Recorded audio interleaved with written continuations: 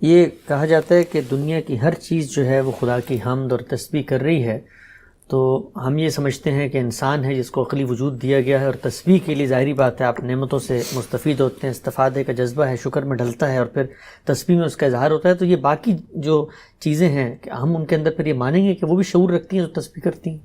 قرآن مجید سے تو یہی معلوم ہوتا ہے، شعور کی سطحیں مختلف ہیں. دیکھیے ایک شعور ہوا جو ہمارا ہے، یہ تو شعور کا بھی شعور ہے، یعنی صرف شعور ہی نہیں ہے، ہم اپنے شعور کا بھی شعور رکھتے ہیں. تو اس سے شعور کا بڑا غیر معمولی اظہار ہوا ہے انسان کی شخصیت پہ. جو جانور ہیں وہ بھی اپنے اپنے جبلی تقاضوں کے تحت کچھ نہ کچھ شعور رکھتے ہیں، اگرچہ اس کی سطح بہت. تو اللہ تعالیٰ نے قرآن مجید میں بتایا ہے کہ پہاڑ اور یہ سب ایسے ہی اللہ کی تسبیح کرتے ہیں، اور اللہ ان کی تسبیح اور صلات سے واقف ہے.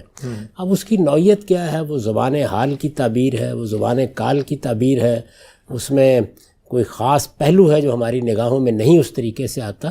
میرے نزدیک تو یہ بات معلوم ہوتی ہے کہ ایک سطح کا شعور ہر ایک کو دیا گیا ہے. وہ کیا ہے؟ اس کی نوعیت کیا ہے؟ وہ جو تبصرہ کیا نا قرآن مجید نے برزخ کی زندگی پر، کہ وہ زندگی تو ہے ولیکن لا تشعرون، تم اس کا شعور نہیں رکھتے.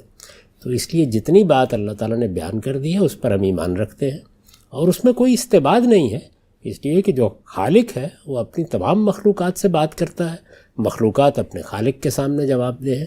تو میرے خیال میں اس میں کوئی استبعاد کی بات نہیں ہے.